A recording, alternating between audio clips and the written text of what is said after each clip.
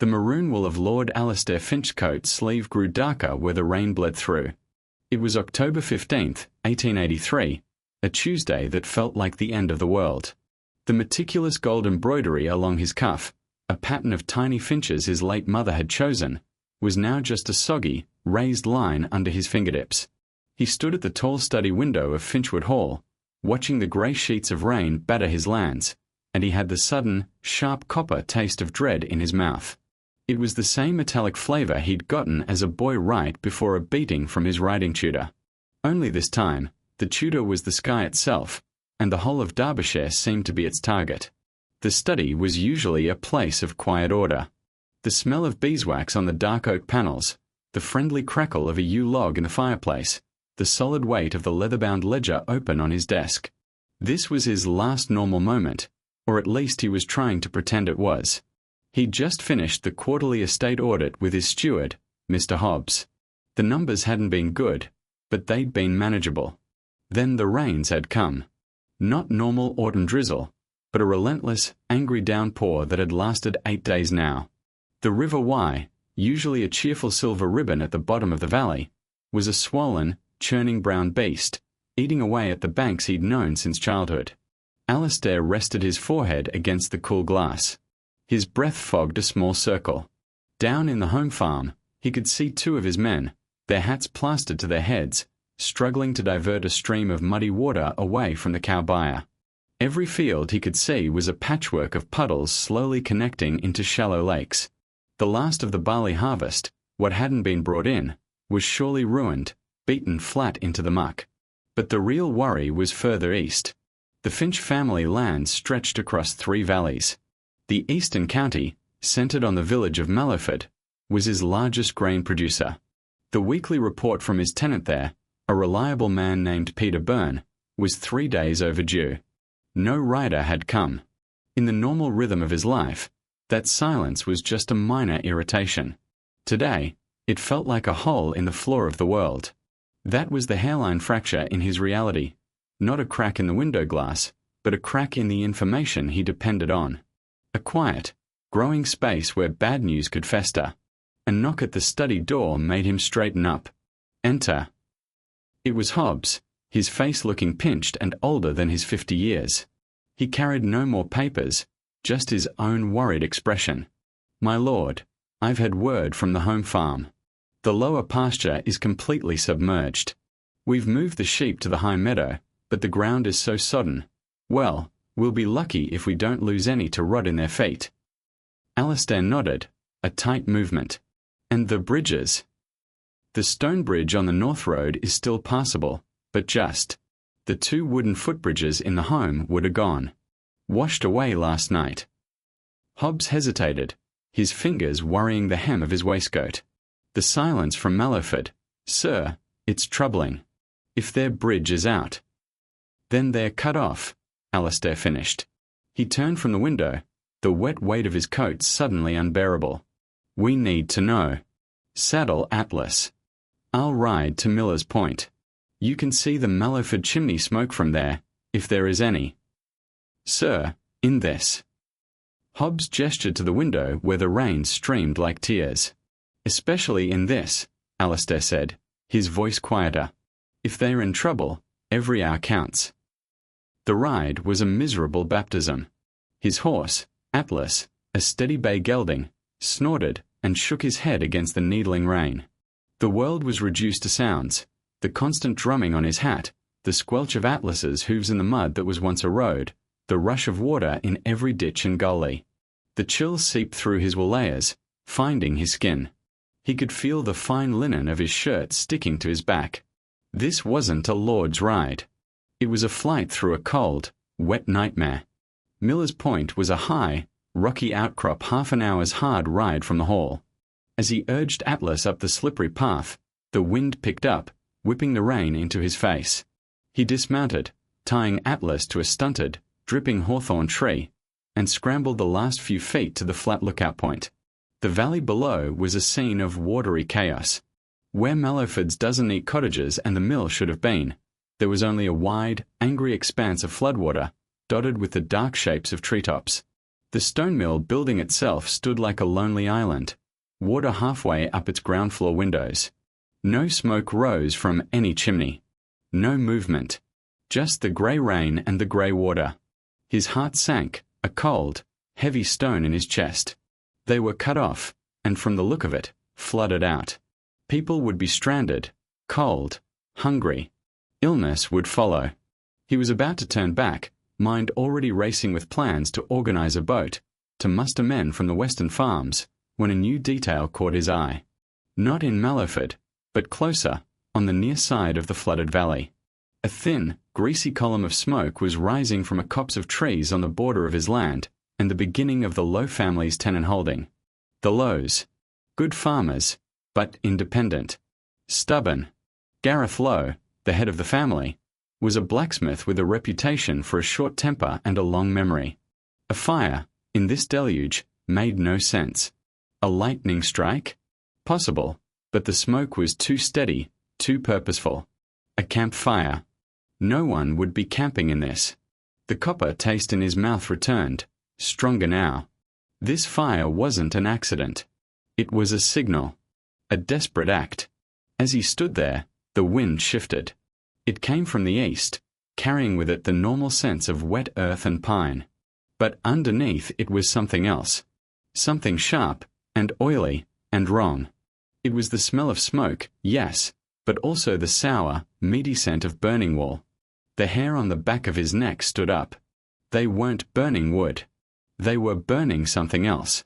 Something that, in a world turned upside down by water, might be the only thing they had left to burn. He stood frozen for a long minute, the implications hitting him one after another. A flooded village he couldn't reach. A mysterious, purposeful fire on his doorstep. The complete unraveling of the orderly world he was sworn to protect. The inciting incident hadn't been a knock on the door or a shouted warning. It had drifted to him on the wind, the sudden, unmistakable, and deeply troubling scent of a wrongness he couldn't yet name. He turned and almost slipped on the wet rock in his hurry. Atlas, sensing his urgency, stamped and pulled at his tether. Alistair fumbled with a knot, his cold fingers clumsy. He had to get down there. To the fire. The bridges to Mallowford were out, but the path to the Lowe holding was on higher ground. Answers were there, in that wet, smoking copse of trees. And perhaps, so was the next piece of his world about to break. He swung into the saddle, the soaked leather creaking. He gave one last look at the drowned valley of Mallowford, a silent promise to its people. Then he turned Atlas's head not toward home, not toward the familiar safety of Finchwood Hall, but toward the rising, greasy smoke and the difficult questions it represented. The storm wasn't just outside anymore. It was in his gut, a churning mix of duty, fear, and the dawning realization that his title and his ledgers might be useless against what was coming. The season had changed, and it demanded a different man from the one who had put on a finely embroidered coat that morning.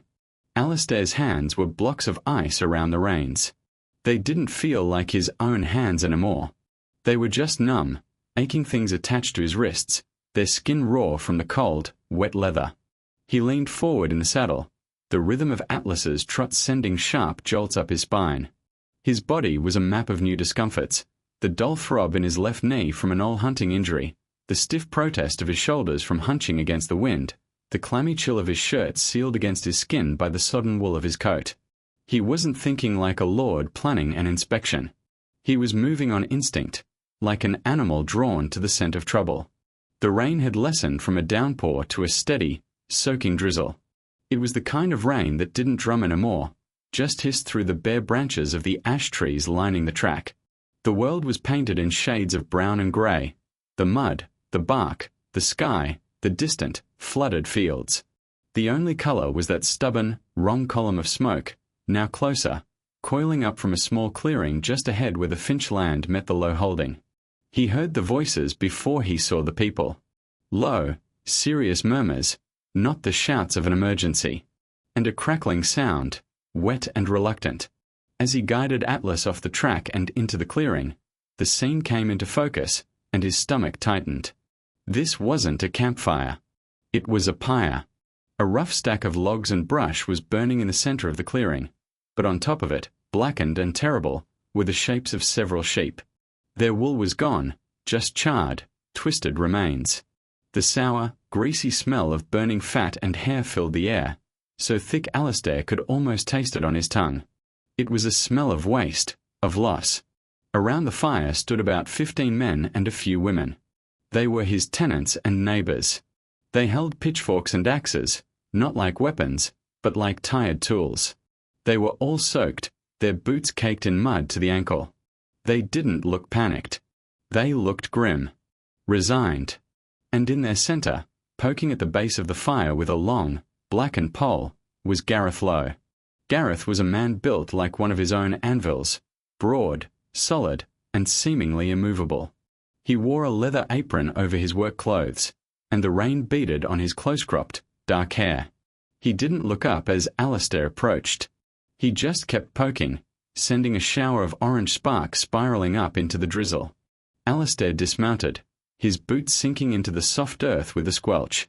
The action felt stiff, unnatural. Every eye in the clearing was on him now, but no one spoke. The only sounds were the hiss of rain on hot ash, the crackle of the fire, and the distant, mournful cry of a crow.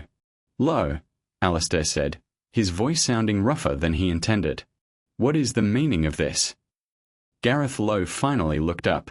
His face was smudged with soot, and his eyes, a hard flint grey, held no warmth. He didn't bow. He didn't nod. He just looked at Alistair as if he were another problem to be solved. "The meaning, Lord Finch, is stopping a plague." Gareth's voice was flat, stripped of all emotion. He gestured with the pole toward the blackened shapes. "Sheep rot. Started down in the flooded pastures. Moves fast. Killed these 6 by dawn. Burning's the only way." A wave of cold that had nothing to do with the rain washed through Alistair. Sheep rot. The words were a death sentence for a flock. If it was here, on the border, it could already be everywhere. His mind flew to his own herds, safely moved to the high meadow. Or were they safe? The sickness could be in the water. "You should have sent word to the hall," Alistair said, an old habit of command slipping into his tone. A bitter, humorless sound escaped Gareth's lips. It wasn't quite a laugh. "Send word.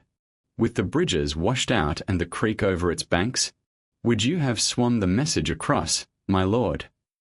One of the other men, an older farmer Alistair recognized as Thomas, shifted his weight. "We've been burning carcasses for 2 days, sir, on our own side of the border. This is the first lot from your pasture. They wandered over, sick." This was Alistair's first irreversible choice. It happened in a heartbeat. He could assert his authority. He could demand they stop, demand proper procedure, demand respect. He saw the weary defiance in their faces. They weren't a mob. They were a militia protecting their homes from an invisible enemy. If he chose the path of lordly command now, he would lose them. He would be on the other side of the fire, literally and forever. He took a slow breath, the smoky air scraping his throat. He looked from the burning sheep to the faces of the people whose names he mostly knew, whose children he'd seen at the harvest festival. He saw the fear underneath the grimness. He saw Thomas's trembling hands, not from cold, but from exhaustion. "You're right," Alistair said, the words feeling strange in his mouth. He looked directly at Gareth. "The bridges are out. You did what was necessary. Thank you." A subtle change went through the clearing. Shoulders relaxed a fraction. The tight grip on a pitchfork loosened. Gareth's eyes narrowed, as if he were examining a piece of metal for a hidden flaw. He gave a single, slow nod. "The sickness isn't just in the sheep," Gareth said, turning his attention back to the fire. "Old Mrs. Paget, down in the cottage by the stream, she's taken to her bed. Fever. Cramps. Her well's been tasting foul for a week." The pieces, terrible and sharp, began to click together in Alistair's mind. The flooded pastures. The contaminated water.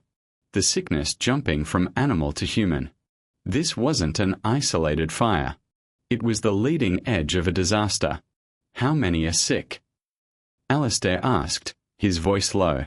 "4 that we know of." Could be more in the isolated cottages we can't reach. Gareth finally threw his pole down into the mud. We've been boiling water, but the medicine from Mellowford, it might as well be on the moon. The main cart road is under 3 feet of water where it dips into the valley. Alistair looked toward the east, toward the drowned village he'd seen from the point. The silence from Mellowford wasn't stubbornness. It was isolation. And the plague cross Lowe had mentioned. His eyes scanned the edge of the clearing. There, nailed to the trunk of a great, gnarled oak tree, was a simple, brutal sign. 2 pieces of rough-sawn wood, tied into a cross with twine. A strip of white cloth, now soaked in grey, was tied to the centre. It was an old country marker. A warning. A quarantine sign. The discovery recontextualized everything. The hairline fracture from Part 1, the silent eastern county, wasn't about flooded bridges or lazy riders. It was this. It was death, and fear, and a community closing ranks to survive. The comfortable reality of his study, his ledgers, his quarterly audits, shattered completely. This wasn't about numbers on a page. It was about Mrs. Paget in her bed, and Thomas's trembling hands, and the desperate, awful smell of a burning future. The rain chose that moment to ease a little more, the clouds lightening from iron grey to the colour of a faded bruise. It revealed how much of the short afternoon had been lost. The light was already softening, sloping toward an early dusk. Time was leaking away, just like the warmth from his body. Gareth wiped his sooty hands on his apron, leaving dark streaks. He looked at Alistair, not as a tenant to a lord, but as one man in a bad situation to another. "Your aid has conditions," he said, the statement hanging in the damp air. It wasn't a question. It was a fact. Alistair met his gaze. The numbness in his hands was gone, replaced by a strange, sharp clarity. He was on the other side of the crack now, standing in the broken pieces. And he knew, with a certainty that chilled him more than the rain, that the next choice wouldn't just be about sheep or bridges. It would be about what he was willing to become to put this world back together. The quiet of the clearing felt heavy, waiting. What condition, he wondered, would a man like Gareth Lowe, who had just shown him the face of a coming storm, possibly demand? The old stone barn on the low holding didn't smell of animals anymore. It smelled of damp wool, wood smoke, and the sharp, sour tang of vinegar. They used it to clean the air, Alistair had been told. It didn't really work. Underneath it all was the smell of sickness, a hot, close scent that clung to the back of your throat. He stood just inside the doorway, his fine riding boots on the straw-strewn floor, and felt like an actor who had wandered onto the wrong stage. Everything here was real, urgent, and terrifying. Gareth Lowe had led him here without another word, after that moment in the clearing. The barn had been hastily converted. Rough partitions made from blankets and spare planks divided the space into makeshift rooms. From behind one, he could hear the soft, pained coughing of an old woman, Mrs. Paget, he assumed. A young girl, maybe 12 years old, with her hair tied back in a practical bun, moved between the spaces with a bowl of water. Her face was pale but set in a mask of concentration. "This is it," Gareth said, his voice a low rumble in the dim space. 2 oil lamps hung from a central beam, casting jumping, nervous shadows on the walls. "We have 4 sick here. Old Mrs. Paget, 2 of the Miller boys from the Western farm, and my own uncle, Jacob." He paused, looking at Alistair. "We are keeping them separate from their families. It's all we can do." Alistair's breath fogged in the cold, damp air. He saw a woman sitting on a stool beside one of the blanket walls, holding a cloth to a sick man's forehead. When she saw Alistair, her eyes widened for a second, then dropped. There was no respect in that look. There was fear, and maybe a flicker of resentment. To her, he wasn't a savior. He was the symbol of a world that had let the rains come, let the sickness in, and then stayed safe and dry up at the hall. In that moment, Alistair Finch saw himself in the mirror of her eyes. He was the man with the clean hands. And clean hands were useless here. "What do you need?" Alistair asked, the question sounding painfully simple. "Medicine," Gareth said without hesitation. "Fever powders." clean bandages, tonics. The village store in Mallowford has a proper supply, locked in the back room of the post office. Old Dr. Greville kept it stocked for emergencies. He walked over to a rough table and unrolled a piece of parchment. It was a hand-drawn map of the valleys, the lines shaky but clear. The main road is a river. The bridge is gone. But the sickness isn't waiting for the water to go down. He pointed a thick, calloused finger at a spot on the map, a place northeast of the flooded village. There's another way. The old limestone caves. They run under the ridge here.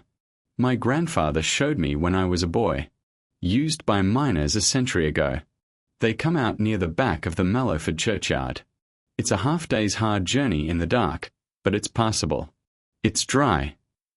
Hope, sudden and fierce, leaped in Alistair's chest. Then we go. Tonight. I'll get men together. We'll take lanterns. No, Gareth cut him off. The word was flat, final. He looked up from the map, and his flint-grey eyes were unreadable. It's not a stroll through the gardens, my lord. It's tight in places. It's easy to get lost. And the entrance.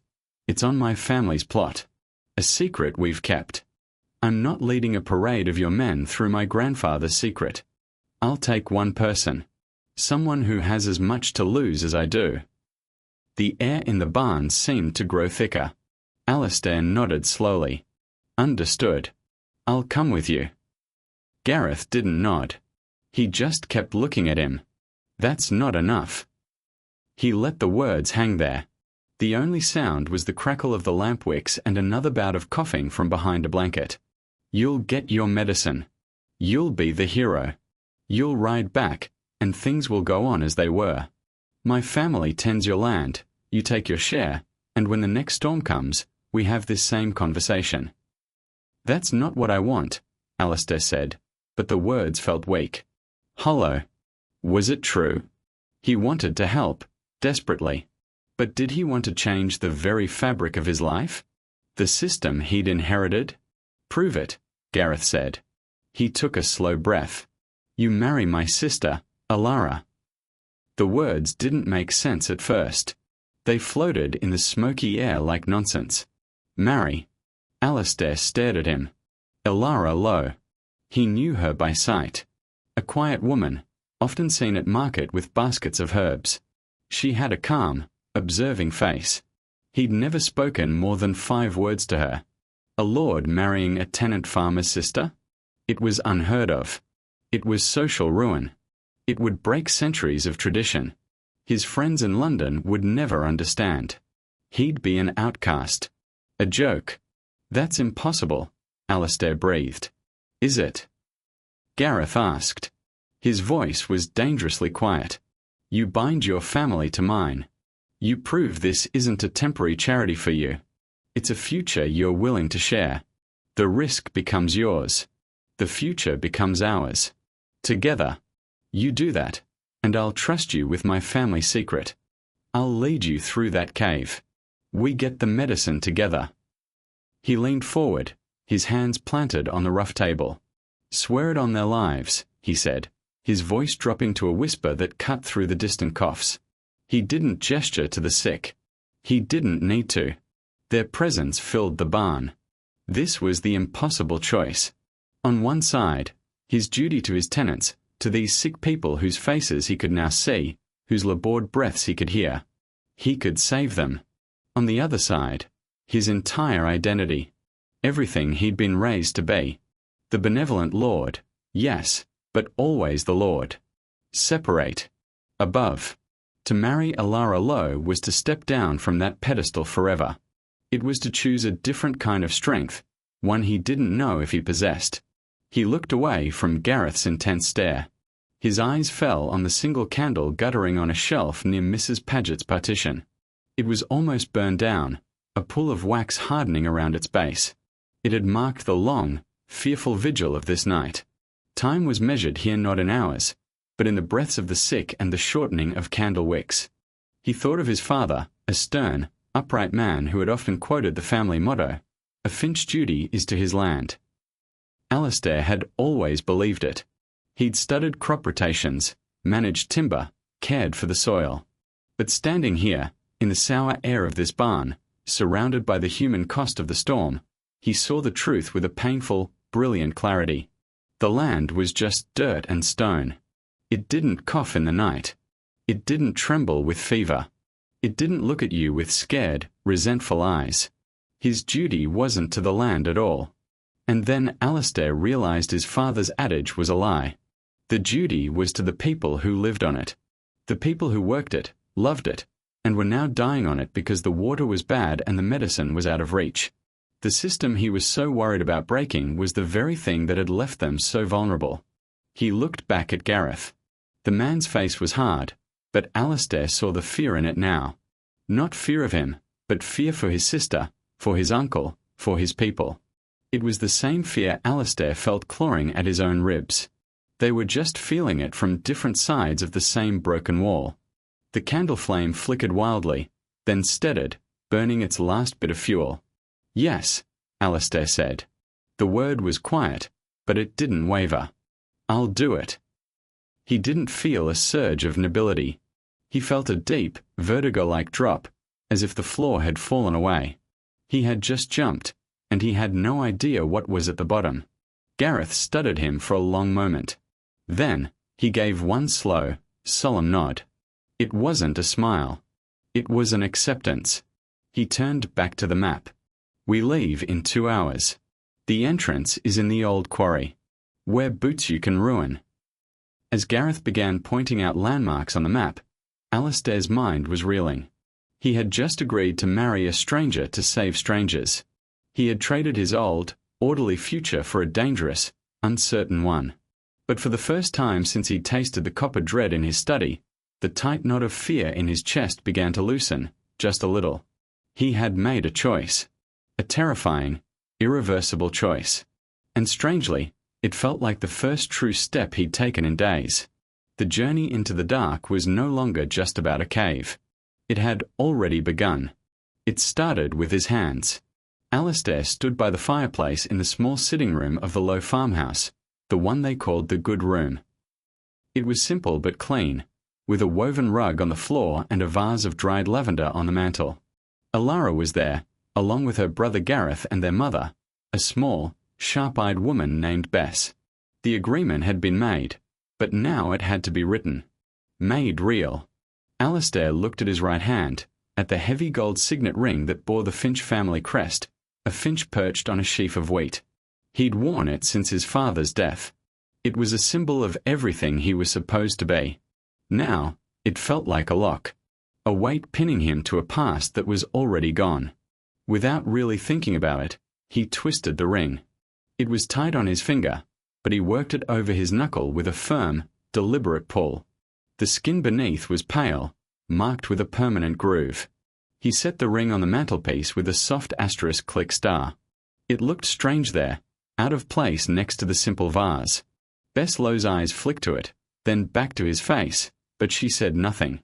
That simple act, shedding that weight, was the beginning. He was no longer just Alistair Finch, Lord of the Manor. He was becoming Alistair, the man who had promised to help. "We need to write it down," Gareth said, placing a sheet of paper, a bottle of ink, and a plain pen on the wooden table. "This agreement." Alistair sat down. The chair was hard oak, not the padded leather of his study. He picked up the pen. For a lifetime, he'd used his education and his political cunning to manage estates, to negotiate with other landowners, to protect his interests. That had been his flaw, he saw now, seeing everything as a transaction to be balanced. Today, he would use that same skill, but as a weapon. Not to protect his old world, but to build a bridge to a new one. "It won't be just a marriage contract," Alistair said, dipping the pen. "It will be a treaty. Between the Finch family and the Lowe family." He began to write, not in the flowery language of solicitors, but in clear, plain sentences. He included the marriage, yes, but he added clauses. A parcel of the best sun-facing land near the Lowe farm would be formally signed over to them, free and clear. A council would be formed from tenants and the landowner to manage crisis and fair shares. Alara would have her own yearly allowance, controlled by her alone. He wrote terms for shared responsibility, for mutual aid. He was using the language of the ledger to rewrite the rules of their lives. When he finished, he pushed the paper across the table to Gareth. The big man read it slowly, his lips moving slightly with the words. His mother came to peer over his shoulder. Alara sat quietly, her hands folded in her lap, watching Alistair's face. Gareth looked up, his expression unreadable. "This is more than we asked." "It's what should have always been," Alistair replied. It was Bess who spoke, her voice like dry leaves. "It's good." And she gave the smallest nod of approval. The confrontation didn't come from Gareth. It came an hour later, back at Finchwood Hall. Alistair had returned to gather supplies for the cave journey: a lantern, rope, a water skin. He was in the front hall, his muddy boots on the clean marble floor, when his steward, Mr. Hobbs, found him. Hobbs's face was a picture of polite confusion, which quickly turned to pale shock as Alistair explained, briefly, what was happening. That he was going into the caves with Gareth Lowe to fetch medicine. That an understanding had been reached with the Lowe family. "An understanding, my lord." Hobbs repeated, his voice strained. "A marriage, Hobbs, to Alara Lowe." The steward's professional composure shattered. His mouth fell open. "My lord, you cannot. It is unheard of. It is a betrayal of your position, of your family's legacy. The scandal will be immense. You will be a pariah." His words tumbled out, fueled by genuine horror. "This is not how things are done. We manage the tenants, we provide relief, but we do not merge with them." This was the voice of Alistair's old life. The voice of order, of tradition, of separation. It was a voice he had listened to his whole life. Now, it sounded small and thin and deeply, profoundly wrong. Alistair straightened. He felt a strange calm. His body, which had been stiff with propriety for days, now felt loose, ready. He was no longer a lord receiving a report. He was a man with a mission. "The old way is finished, Hobbs," Alistair said, his voice quiet but clear in the vast hall. "It drowned in the flood. Now, you will take the family silver, the tea set, the candelabras from the dining room. Pack them securely. You will ride to Sir Robert's estate north of here. He has a pharmacy in his town. You will trade the silver for every fever powder, every tonic, every roll of clean bandage he can spare. Bring it all back here by tomorrow night." Hobbs stared, utterly stunned. The Georgian tea set? Your mother's." "On their lives, Hobbs," Alistair said, echoing Gareth's words. The words held a new, fierce weight. He saw the understanding dawn in the steward's eyes. This was not a whim. This was a new reality. Without waiting for another word of protest, Alistair turned. He picked up the lantern and rope. He walked out of his own front door, away from the polished marble and the shocked steward, toward the stable where Atlas was waiting. He moved with a smuggler's readiness, a man who had shed a heavy coat and could now move through the world. He met Gareth at the edge of the old quarry as the last grey light of the October afternoon faded. The quarry was a great, dark bite out of the hillside, filled with shadows and pools of rainwater. Gareth carried a larger lantern and a worn canvas bag. He nodded at Alistair's supplies, a grunt of approval. "The entrance is behind the fall of rock there," Gareth said, pointing to a tangle of ivy and moss-covered stone. "It's narrow at first." They pushed through the wet foliage. Behind it was a dark crack in the rock, just wide enough for a man to slip through sideways. The cold, still air from inside washed over Alistair's face. It smelled of wet stone and ancient, undisturbed earth. Gareth lit his lantern. The flame leaped, casting a warm, dancing glow on the jagged walls of a small tunnel. He looked at Alistair, his face all planes and shadows in the lamplight. "Follow where I step," Gareth said, his voice echoing slightly in the confined space. It wasn't a suggestion. It was a warning, and a pact. Alistair lit his own lantern. He gave one last look over his shoulder at the twilight world of rain and trouble. Then he turned back to the dark. He took a deep breath of the cave air, and followed Gareth low into the earth.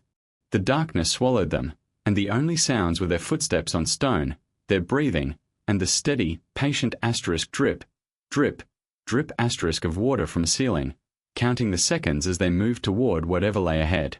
The chipped blue door of the tenant clinic was propped open with a smooth, grey river stone. It was a Tuesday in mid-April, a morning so clear and bright it seemed to forget the grey eternity of the previous autumn. Sunlight, thin and golden, fell in a long rectangle across the scrubbed wooden floorboards inside.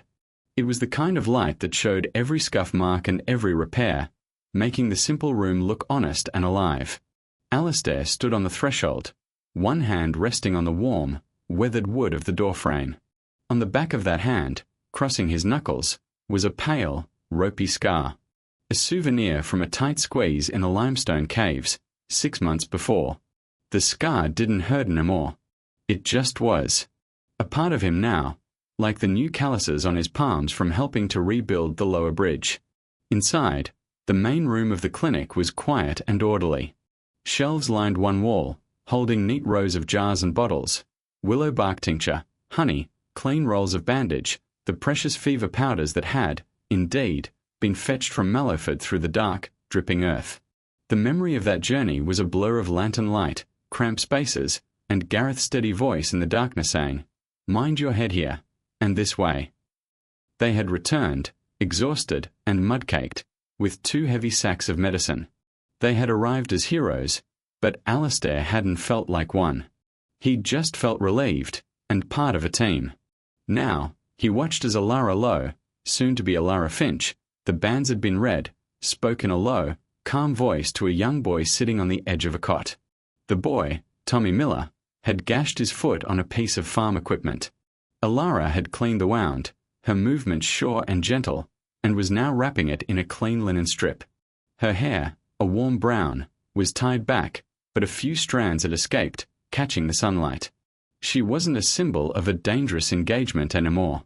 She was just Alara, a woman with clever hands and a calm presence who knew more about healing herbs than anyone in Three Valleys. Their partnership, once a desperate treaty, had settled into something that felt like the beginnings of respect, and maybe, in time, something more. "Hold still now, Tommy, nearly done," she said, her voice a soft hum in the quiet room. The boy nodded, his eyes wide but trusting. Alistair's gaze drifted from them to a peg on the wall just inside the door. Hanging there was a maroon coat. His coat. The one with the fine gold embroidery of finches along the cuff. It was clean, but the wool was forever darkened in patches from that long, soaking ride last October. The water stains were a part of it now, a map of that stormy season. It hung there not as a lord's garment, but as a spare. Anyone caught in a sudden spring shower, a farmer, a messenger, a mother with a child, was free to borrow it. He'd seen the blacksmith's apprentice wearing it just last week, the sleeves rolled up many times. The sight had given him a strange, warm feeling in his chest. He stepped out into the yard. The clinic was in what used to be an old cider house on the edge of the low farm, the land now formally theirs by the signed agreement. The air smelled of damp earth, new grass, and the sweet, smoky scent of apple wood burning from the forge nearby. The yard bustled with the industry of spring. A woman was planting peas in a newly turned vegetable patch. 2 men were repairing the stone wall along the lane, their hammers hitting rock with a steady clink, clink sound. From the open door of the smithy came the roar of the bellows and the brighter, sharper cling of hammer on iron. Gareth stood there in the doorway, his leather apron on, wiping his hands on a cloth. He saw Alistair and raised a hand, not a wave, but a simple, upward nod of the head. An acknowledgement. An "I see you." There was no deference in it, but there was no hostility either. It was the nod of one man who works hard to another. It was, Alistair thought, the most honest greeting he'd ever received. He nodded back, a smile touching his own lips. The legacy of Finchwood had not been preserved that autumn. It couldn't be. The flood had washed the old foundations away. Instead, something had been remade. Brick by brick, trust by trust, it was being built again, and it looked different. It sounded different. It felt sturdier. A gentle breeze swept through the yard, picking up the petals from the one old apple tree that had survived the floods at the bottom of the garden. They swirled in the air like pink and white snow, drifting down to settle on the dark, rich mud of the new planting beds. It was a kind of blessing, Alistair thought. A little bit of beauty on the good, solid ground. Tommy Miller hopped out of the clinic door, 1 foot bandaged, testing his steps. He saw Alistair and grinned, then hobbled off towards home. Alara appeared in the doorway, shaking out a cloth. She saw him, and her eyes, a quiet shade of hazel, met his. She didn't say anything. She just tilted her head slightly, a question. Everything all right? Everything's fine, he said, answering the unspoken question. Just taking it in. She followed his gaze around the yard, the planting, the building, the forge, the petals on the mud. A small, satisfied sigh escaped her. The new seedlings are in, she said. In the south field. The wheat and the early barley. The ground feels good. It was a simple report. A farmer's report. But to Alistair, it was the most uplifting message he could imagine. It wasn't about grand legacies or ancient names. It was about seeds in good ground, and the promise of a harvest they would all share. The stormy season had forced him into a dangerous engagement, not just with Alara, but with a whole new way of being. And as he stood there in the April sun, the scar on his hand pale against his skin, he knew it was the best thing that had ever happened to him. The future was no longer a thing to be managed from a lonely study window. It was being built, together, right here in the bright, messy, hopeful yard.